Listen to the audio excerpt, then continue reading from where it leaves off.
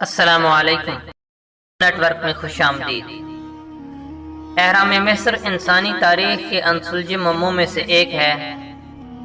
ان عظیم سنگی مقبروں کو کس نے اور کیوں کر بنایا اور یہ کیسے قائم کیے گئے، یہ ایسے سوالات ہیں جن کا جواب آج تک نہ مل سکا۔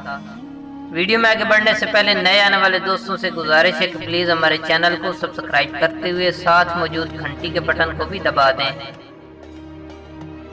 دوستو، آج سے تقریباً 4500 سال قبل جب انسان کے پاس ہتھیار اور ٹیکنالوجی کے نام پر صرف چھینی اور پتھر کے ہتھوڑے ہی موجود تھے، تب 26 لاکھ بڑے بڑے پتھروں کو کیسے تراشا گیا، جس میں ہر پتھر کا وزن 2.5 ٹن سے زیادہ ہے، یہاں تک کہ کچھ پتھروں کا وزن تو 50 ٹن سے بھی زیادہ ہے، اور سب سے بڑے اہرام کی اونچائی 485 فٹ بیان ہوتی ہے۔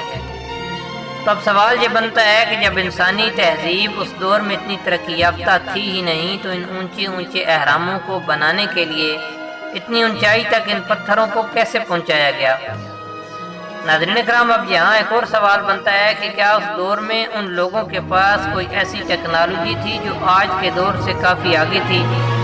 کیونکہ موجودہ دور میں روئے زمین پر کوئی ایک تعمیراتی کمپنی بھی ایسی نہیں جو اہرام بنا سکے، یا پھر کوئی خلائی مخلوق ان اہراموں کو بنانے میں مصروف عمل رہی۔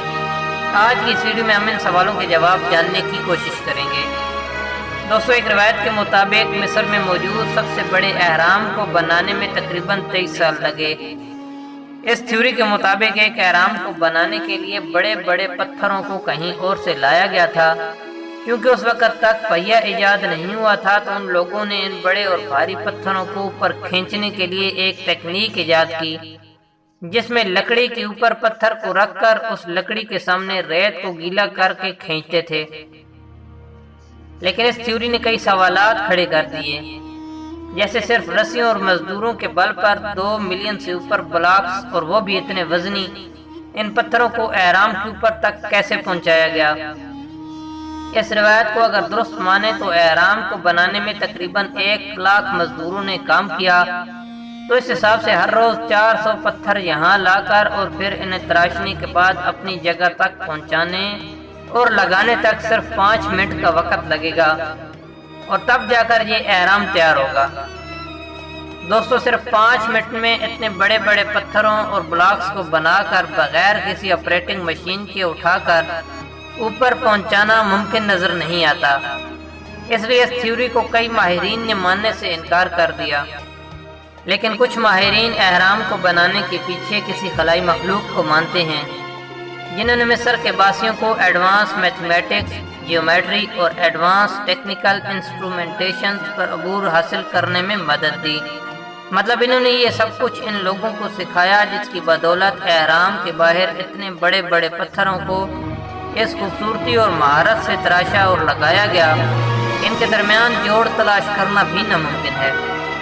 دریائے نیل کے کنارے واقع ان اہراموں کی مثلث شکل کے بارے میں ماہرین یہ کہتے ہیں کہ جو بھی چیز مثلث کی شکل میں آئے گی اس پر مقناطیسی لہریں مرکوز ہو جائیں گی، جس کی وجہ سے کوئی چیز ان میں گلنے سڑنے کے لائق نہیں رہتی۔ شاید اس لیے مصر کے فرعونوں نے حنوط شدہ لاشوں کو بوسیدہ ہونے سے بچانے کے لیے انہیں پیرامڈ یا مثلث کی صورت دی۔ ناظرین کرام، ان حقائق کی روشنی میں کئی ماہرین یہ مانتے ہیں کہ ان اہراموں کو انسانوں نے ہی بنایا تھا۔ فرانچ ماہر جوزف ڈیویڈووٹس نے اپنی ایک تحقیق سے یہ پتہ لگایا کہ اہراموں کی تعمیر میں جو پتھر استعمال کیے گئے تھے انہیں کسی دوسری جگہ سے نہیں لایا گیا تھا بلکہ انہیں وہیں تیار کیا گیا۔ ان پتھروں کو بنانے کے لیے جیو پولیور کنکریٹ یوز کیا گیا تھا۔ اس کنکریٹ کو بنانے میں لائم سٹون، مٹی، پتھر، چونا اور پانی کا استعمال کیا گیا۔ اس مکسچر کو لکڑی سے بنے سانچوں میں ڈال کر دھوپ میں سوکھنے کے لیے چھوڑ دیا جاتا تھا، اور اس طرح یہ بلاکس تیار کیے گئے۔ جوزف ڈیویڈووٹس نے اپنی تحقیق میں یہ بھی بتایا کہ اہراموں میں استعمال ہونے والے پتھر نیچرل لائم سٹون نہیں ہیں، لیکن اس تھیوری کو بھی کئی ماہرین نے ماننے سے انکار کر دیا۔ لیکن بعد میں ایک اور مٹیریل سائنٹسٹ پروفیسر مشل اور ان کے کچھ اسٹوڈنٹس نے جوزف کی تھیوری پر ریسرچ کرنے کا فیصلہ کیا۔ انہوں نے پیرامڈ کے پتھروں پر 5 سال تک ریسرچ کی، اور ریسرچ کے دوران کی گئے مائکروسکوپ مائکروسکوپک ٹیسٹ میں انہیں یہ سمجھنے میں کوئی دقت نہ ہوئی کہ جوزف کی تھیوری درست ہے، لیکن انہوں نے یہ بھی کہا کہ صرف وہی پتھر سانچوں میں بنائے گئے جو احرام کے باہری طرف اور اوپری حصے میں لگے ہیں۔ لیکن ان کی اس تھیوری نے بھی کچھ سوالات کھڑے کر دیے کہ اگر ایسا ہے تو احرام کے اندر لگے پتھر کہاں سے اور کیسے لائے گئے، اور انہیں اتنی مہارت سے کیسے کاٹا گیا، اور اگر انہیں کاٹا بھی گیا تو بچے ہوئے پتھر کے ٹکڑے کہاں گئے، کیونکہ احرام کے دور دور تک پتھروں کے ٹکڑے نہیں ملتے۔ ناظرین کرام، یہ کچھ ایسے سوالات ہیں جن کے جواب ہو سکتا ہے کہ فیوچر میں ملیں یا شاید کبھی نہ مل پائیں۔ دوستو، آپ کو کیا لگتا ہے کہ پیرامڈ یعنی اہرام انسان نے بنائے یا کسی خلائی مخلوق میں؟ کمنٹ باکس میں اپنی قیمتی رائے سے ضرور آگاہ فرمائیں۔ ویڈیو پسند آئے تو لائک اور شیئر کرنا نہ بھولیں۔